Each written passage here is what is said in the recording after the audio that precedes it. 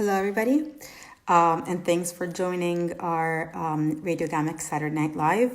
No, you're not on the wrong channel. I'm Ilaria Gianni, and it's my first time as a conductor speaker at Radio GAMeC, giving brilliant Leonardo Merlini the voice of the radio, a well-deserved Saturday night break. I thank Lorenzo Giusti, for the director of GAMeC, for trusting me, and I hope you enjoy this evening. Just a brief introduction. As many of you might know, Bergamo is one of the areas most affected by COVID-19 and by its emergency. And from the very beginning, GAMeC, the city's museum, has been very engaged in this whole situation, launching a radio to stay close to its audience, help raise funds for the emergency, and finding ways to communicate different subjects within different fields through the radio itself. This evening, we have the pleasure and the honor and the luck to have artist Wolfgang Tillmans as the protagonist of episode 42 of Radio GAMeC. I'll be just in contact with him right away. Let's see if this works.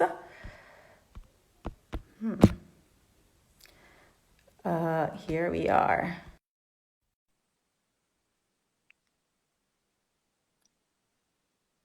We're waiting for him. Hello. Hello. Thank you and welcome, Wolfgang. It's a pleasure and honor to have you here. Thank you so much.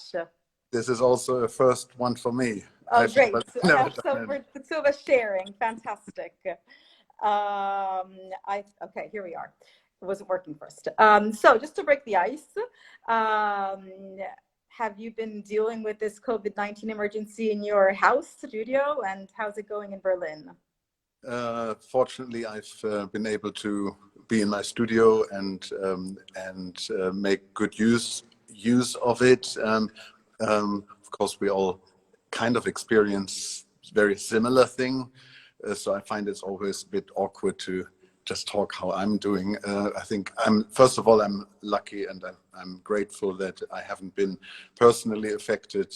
And I also, like, my close friends and family are not affected medically, you know.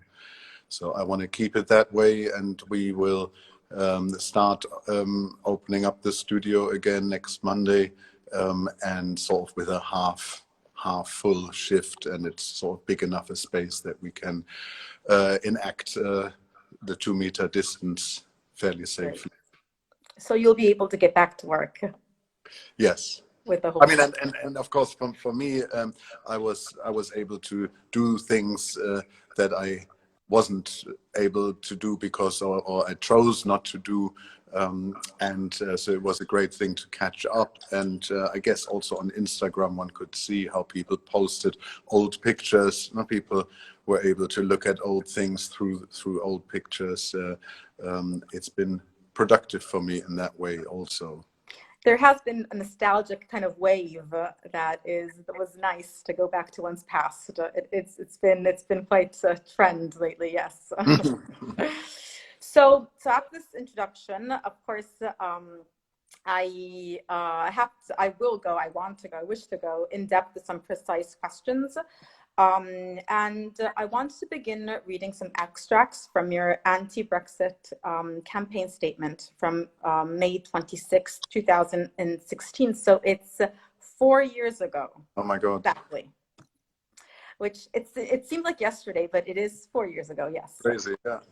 So I won't read the whole statement, just some abstracts of it, if it's okay.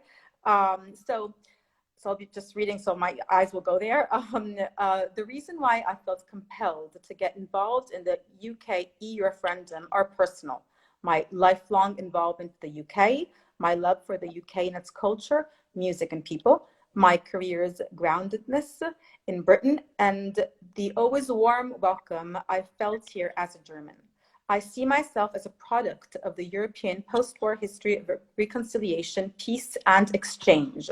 However, the more pressing reason why I morphed in recent months from inherently political to an overtly political person lies in my observation of the larger geopolitical situation and an understanding of Western cultures as sleepwalkers into the abyss. The term sleepwalkers comes from the title of the book by Christopher Clark, which describes Europe in 1914, when different societies ended up in a world war, which none of them wanted. Today, I see the Western world sleepwalking towards the demolition of the very institutions of democracy, negotiation, and moderation that allows us to live the times we're living. Then we'll bracket, well, I'm skipping. We have in the last decades become a European family, with much less dividing us than connecting us. The EU is not perfect, and it never was designed to be that way. The very nature of it being a negotiating chamber of 28 nations is the key to its success. I've been reading this over again actually these days because it was quite important for me, because you publicly campaigned against Brexit and spoke against threats of nationalism, exposing yourself, politically engaging your art. And my first question couldn't leave aside these facts due to the present circumstances. In these past 2 months, one of the most debated themes in Europe has been the apparent, evident initial lack of solidarity of the EU, often perhaps defined even its fatal flaw. I have to admit that being an Italian who grew up with the true belief of a European optimistic future, feeling at home, and even quoting one of your statements, part of a European family, it was this EU's approach was quite painful for me. And although in these past 2 weeks things seem to be slightly changing, there still seems to be a lack of central coordination, and the walls between these borders have never seemed so high, so thick, so apart. And again, this is painful.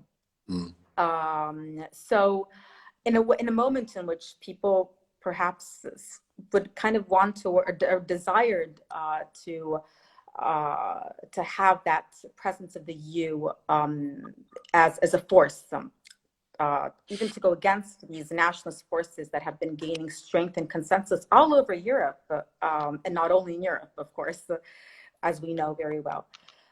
One of the posters of your pro-EU anti-Brexit campaign states, "No man is an island, no country by itself." Many of us still firmly believe in this.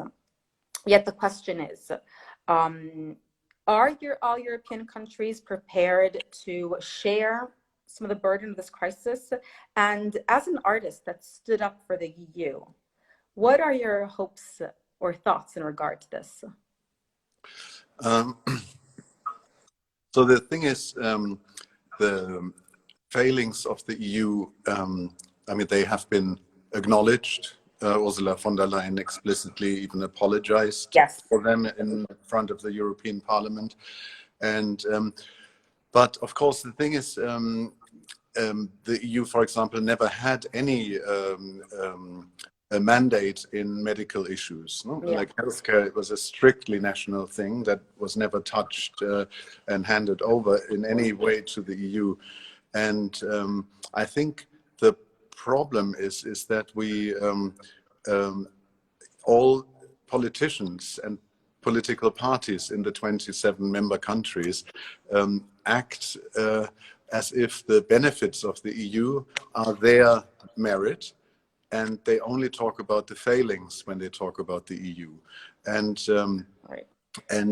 so the national politics, they would of course make themselves jobless in a way if they handed over more powers to the European integration process.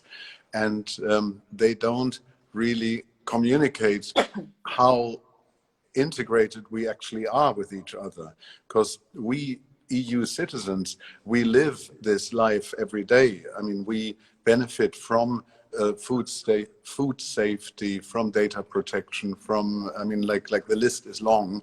That we together ganged up against the mobile phone giants, and got the phone call rates down from like €2 a minute to Italy, between Germany and Italy, to like now it's the cost of a local call. No one really talks about this as an achievement of the EU, and of course the regional funds of the EU is an annual huge money transfer. So there is a lot of positive things in place, and I think people in the so-called North, I think politicians as well as the people were from the start very much aware that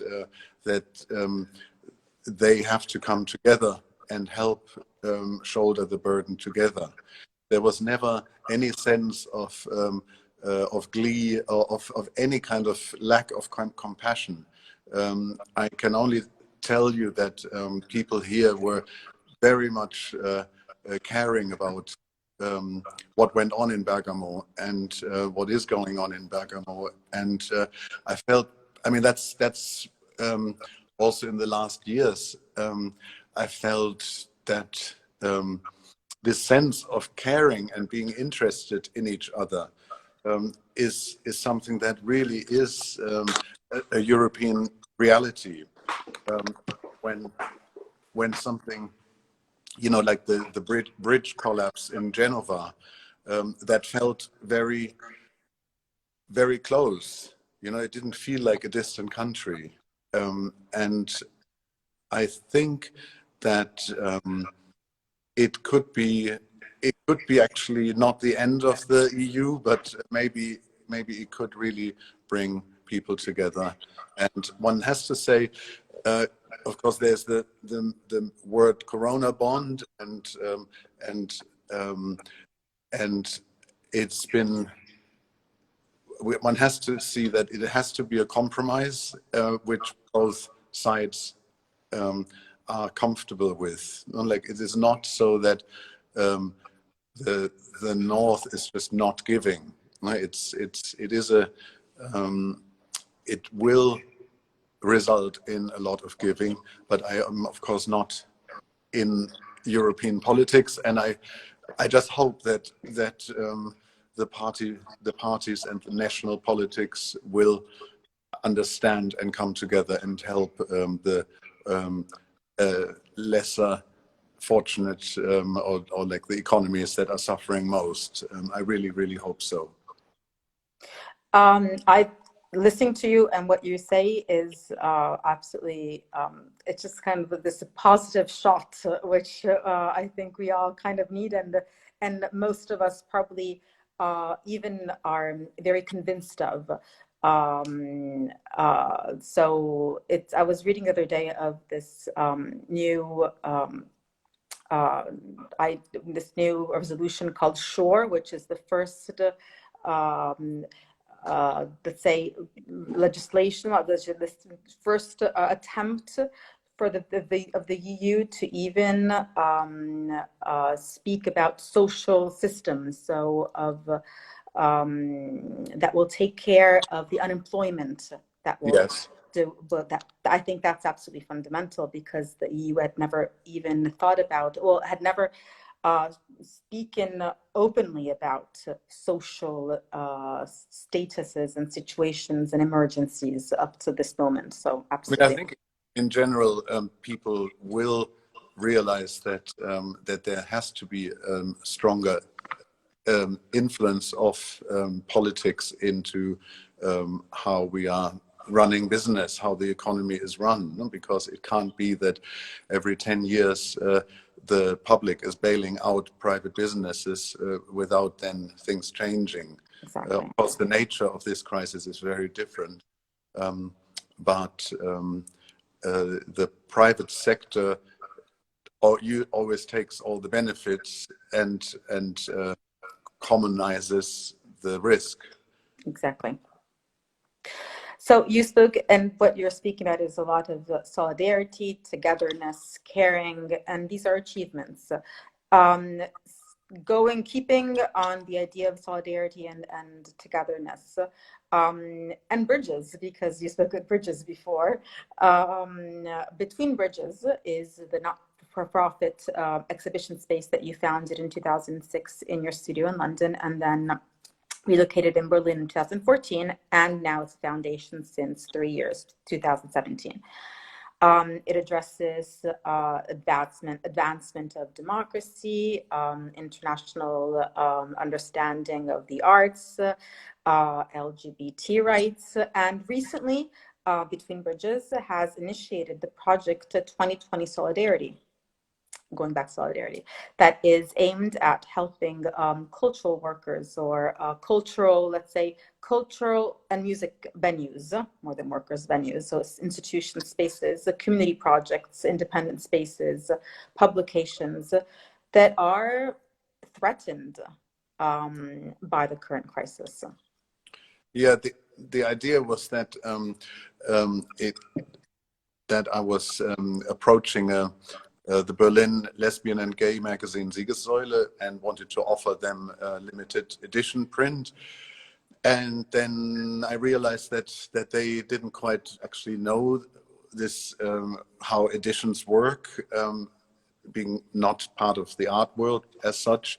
And in the conversation, I then switched and thought, maybe if we do an unlimited poster, a specifically designed poster that is not available anywhere otherwise, for 50 euros, that would be something that many people could get. That is of course still a substantial amount of money, but that is also what is needed now when we can't do it 5 euros, even though of course everything helps. And then I realized, why do this effort for one organization? Why not make the poster available to many places, and also ask friends and colleagues to design posters? And so within 1 week, an initial 15 posters came together, and now we have 50 from artists all over the world, which we team at Between Bridges and my studio, Armin Lorenz Gerold, Shahin Sarinbal, and Alison, so funny, like I have Alison Mitchley, I had Alison Folland, the actor's name in my head, Alison Mitchley. We are now non-stop working, connecting the posters with places in different countries, and we are now up with 20 different places that are benefiting from not each poster, but one artist makes one poster each, and they can work in many different places. And the success has been really super encouraging, and we are now looking and are open for more people, places that are existentially threatened. I mean, my personal passion is, of course, also in nightlife, and of course that is such a dramatic fate that hits them, but also art spaces. I mean, everything that needs an audience. Yes. But the response has been amazing, and there's been some great posters that people made, and one can see them all on the Between Bridges website, which is betweenbridges.net. Yes, it's very clear. It's perfectly designed and very, very clear and very functional as well. Sure. So you brought up the nightlife. So I'm going to take advantage of this with another question, because social distancing is another recurrent argument. You mentioned it even before speaking about your studio. And you've often stated that you kind of see club and nightlife culture not just as hedonistic gatherings, but as political achievements.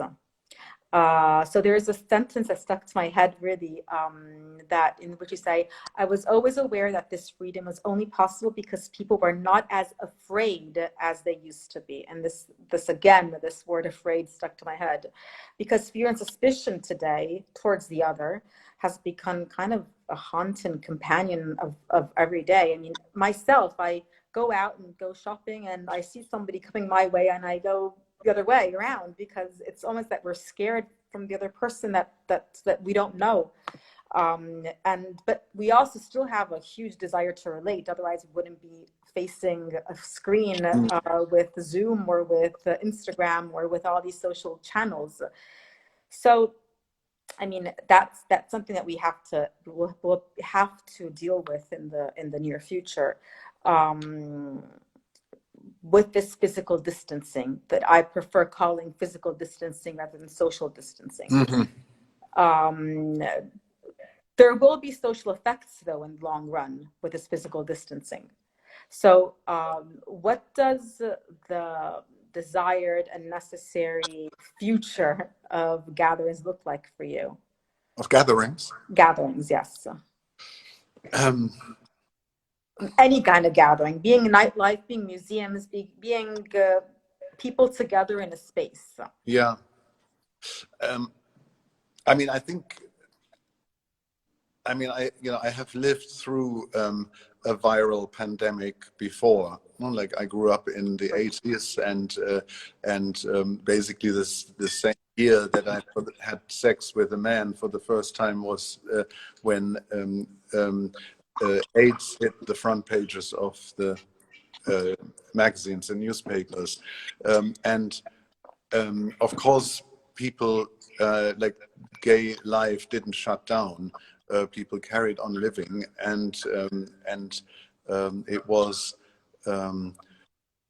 like for sure things will go back to normal. People will want to be close to each other, and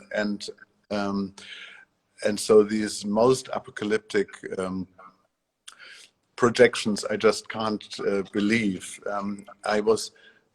I was just before the European outbreak happened. I was in Taiwan for a week at the end of February, and there, as the pandemic was raging in China, Taiwan had been very good at keeping the virus out and at bay, and everybody was wearing masks, and at every entrance of a building your temperature was taken, and you got a little sticker saying okay. But at night we went to bars, and I mean they were not busy, but there was one bar that was also very busy. People were close to each other without masks, and it felt responsible, because as a whole the society has taken the measures to keep the factor below 1, that all multiplication factor, and so I think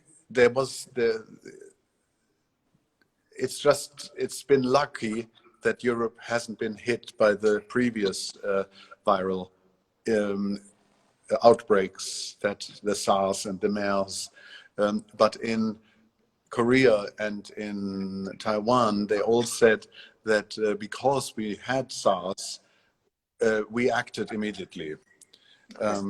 And so I think from now on, when there is something new happening, I think the Western countries will be just as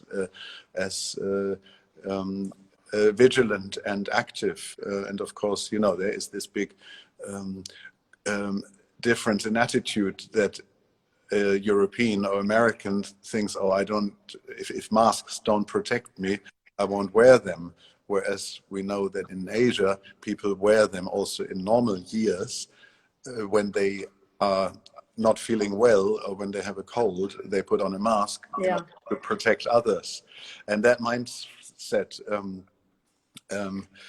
I think, made us vulnerable. That in general, this Yeah, but so what, I mean, I of course hope that that there will be a balance between real life and the need to work, and of course nobody wants a second wave, and I'm sure you, I mean, like, you experience the full brunt of what it means when the virus goes unchecked. Yes. And would you say, exactly, I mean, that's a question for you, because of course now, like, would you say the measures were right? Were you in Bergamo, would you say it's okay that the rest of the world also shut down? Or should they have maybe just gone through what Bergamo went through? Because that's really what people suggest, that said, oh, what is this all about? We can't destroy the economy. Okay, I'm very lucky because I live in Rome. I'm not in Bergamo. Yeah. But being the person that has been, we've all been obsessed with the news, let's say. We've all been very, we've been in pain and struggling for what the front line of this situation has been in Bergamo. I think that closing was a I know I'm being popular in saying this, but I do think that it was fundamental to close. At least in Italy, because our health system would have collapsed completely. So yes, I think that those countries that took those measurements did a good thing, and thought about their population and their citizens and cared for them. So yes. I think it will be difficult to restart, certainly. And we're kind of out. We're not very sure what's going to happen, because we're sort of out of the lockdown on the 4th, on Monday. Okay. Still, it's not very clear. So we can do something, we can't do much. We're still it's still a whole huge negotiation that we're trying to learn. I will learn step by step. It's still I think we're still quite scared here. Yeah. And even if it's been 2 months and we're all fed up by staying at home, but if we're still we still have that trauma there, especially cities like Bergamo, Brescia, Bergamo, Milan, and many others. So yes. So going back to this point, so I'm going to take advantage of this of your question, just because. So please forgive this digression, which is directly connected to the subject in any case, because one of the aims of Radio GAMeC is that of supporting a mutual aid fund set up by the city of Bergamo itself, to help, in this case, first it was to help hospitals, now it's to help families in conditions of fragility and economic difficulty, and also to contribute to reopening of commercial and craft activities, and also to revive the tourism and cultural sector of the city, which of course has been and is continuing to be hit hard. And at this point, it's also this digression that I wasn't predicting, but is leading me to one of the final questions, which is again linked to the cultural situation, because the virus, the COVID-19 and its consequences also are forcing us to envision new ways of seeing, of learning, of acting, of resisting. So as the radio and the museum that set up this radio as a sense of resistance, as an act of resistance, how can art continue or contribute to inventing new strategies of cognitive emancipation or social relationships, or just portraying our time?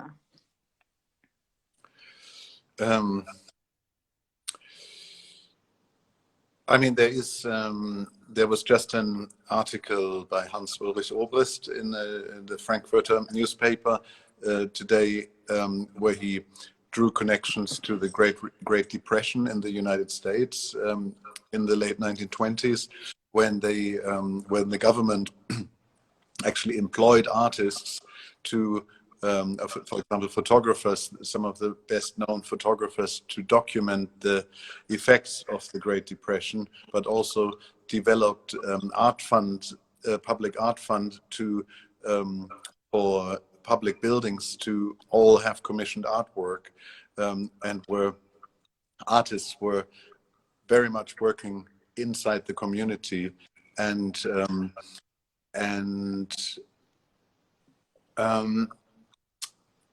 I think there's often this question in a crisis, no, what can art do, or what should artists do?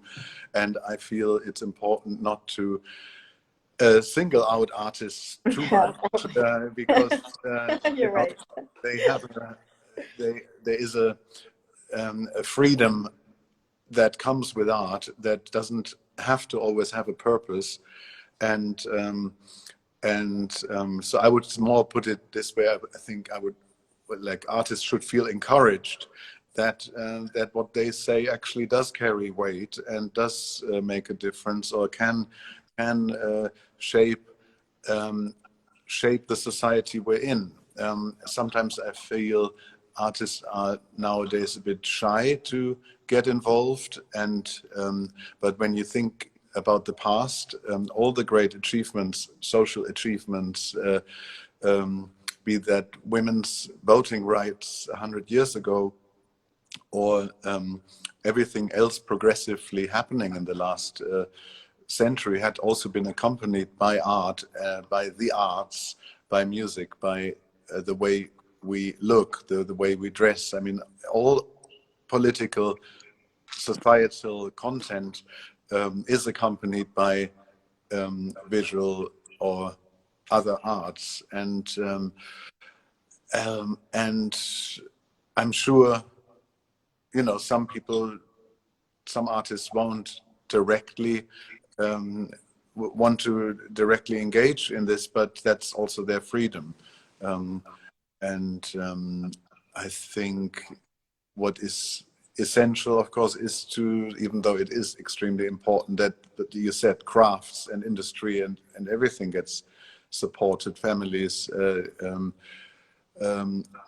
what with art by definition in most cases is a precarious activity. You know, there are in most cases not huge rewards. Economic existence is fragile, and the means of dissemination are fragile, and it is easy to cut that in times of need. And one of the posters for the EU campaign, or my anti-Brexit campaign, was "What is lost forever." You know, what has been built over a long period of time, one can easily turn that off by turning the funding off for 1 year, but who will come and switch it back on again?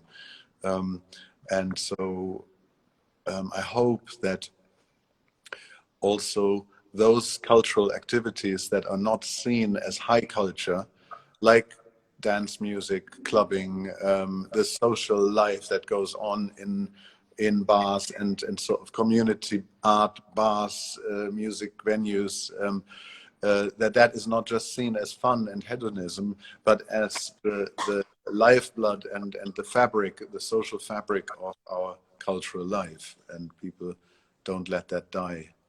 Absolutely. We need that. We need to kind of feel that back. Absolutely. Fundamental. I agree with everything you said. Thank you for this.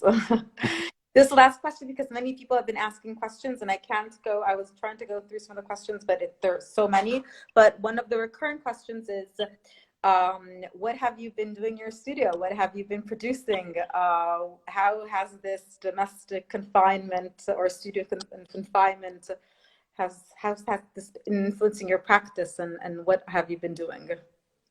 I mean, one thing that I've been doing was work on music, and which in the last months I didn't have enough time for, and one new piece, a track that I recorded together with Tim Knapp,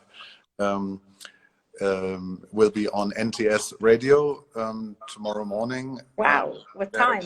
They're currently having a 24-hour festival called Remote Utopias, NTS Radio from London, and it's online. And they are raising funds for a global food banking network, because of course we are in the Western European countries, we have this strong social network, but of course for other people this crisis is a very existential one, having to do with food. No? And anyway,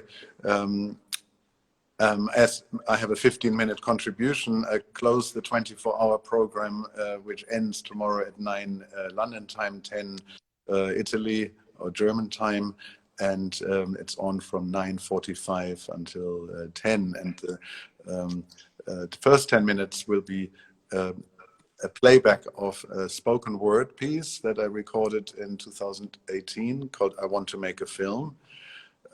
And then the last is a 4.5-minute song. It's called "We Are Lovers," and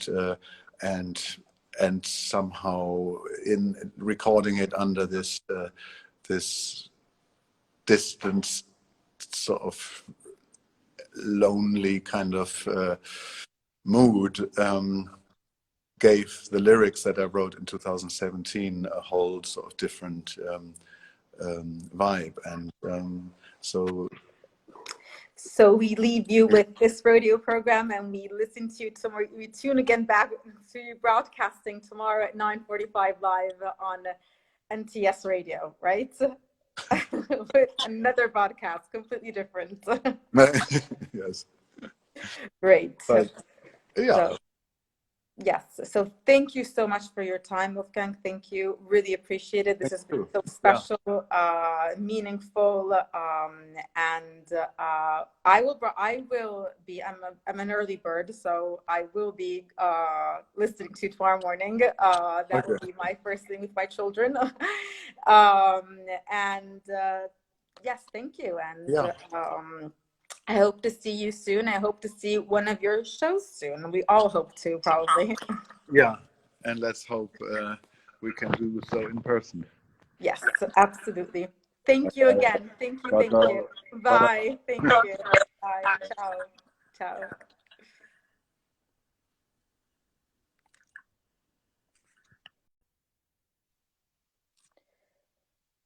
So this is the end of Radio GAMeC Saturday Night Live. Thank you to Wolfgang. Thank you all for keeping and staying with us. It was an amazing episode, and I hope you have a great evening, a great Sunday morning, and hopefully see you next Saturday for Saturday Night Live. Bye-bye. Thank you. Good night.